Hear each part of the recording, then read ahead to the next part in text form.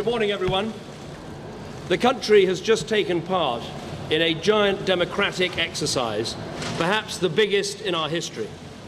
Over 33 million people from England, Scotland, Wales, Northern Ireland and Gibraltar have all had their say. We should be proud of the fact that in these islands we trust the people with these big decisions. We not only have a parliamentary democracy, but on questions about the arrangements for how we're governed, there are times when it is right to ask the people themselves, and that is what we have done. The British people have voted to leave the European Union, and their will must be respected. I want to thank everyone who took part in the campaign on my side of the argument, including all those who put aside party differences to speak in what they believed was the national interest. And let me congratulate all those who took part in the Leave campaign for the spirited and passionate case that they made. The will of the British people is an instruction that must be delivered. It was not a decision that was taken lightly, not least because so many things were said by so many different organisations about the significance of this decision. I fought this campaign in the only way I know how, which is to say directly and passionately what I think and feel, head, heart and soul. I held nothing back. I was absolutely clear about my belief that Britain is stronger, safer and better off inside the European Union. And I made clear the referendum was about this and this alone, not the future of any single politician, including myself. But the British people have made a very clear decision to take a different path. And as such, I think the country requires fresh leadership to take it in this direction.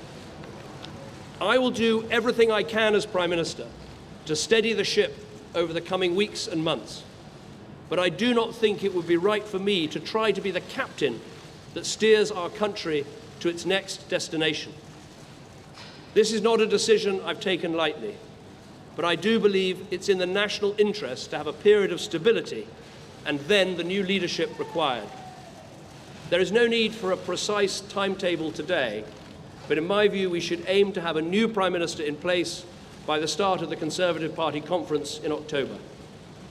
Delivering stability will be important, and I will continue in post as Prime Minister with my Cabinet for the next 3 months. The Cabinet will meet on Monday. The Governor of the Bank of England is making a statement about the steps that the Bank and the Treasury are taking to reassure financial markets. We will also continue taking forward the important legislation that we set before Parliament in the Queen's speech.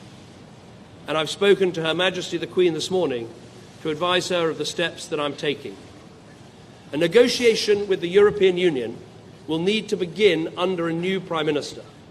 And I think it's right that this new Prime Minister takes the decision about when to trigger Article 50 and start the formal and legal process of leaving the EU. I will attend the European Council next week to explain the decision the British people have taken and my own decision.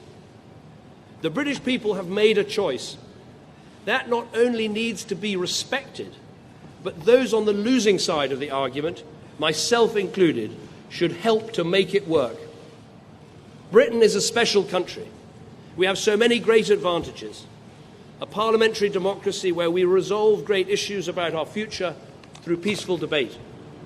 A great trading nation with our science and arts, our engineering and our creativity respected the world over. And while we are not perfect, I do believe we can be a model of a multiracial, multi-faith democracy where people can come and make a contribution and rise to the very highest that their talent allows. Although leaving Europe was not the path I recommended, I am the first to praise our incredible strengths. I've said before that Britain can survive outside the European Union, and indeed that we could find a way.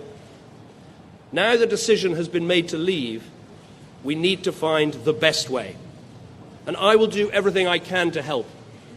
I love this country, and I feel honoured to have served it.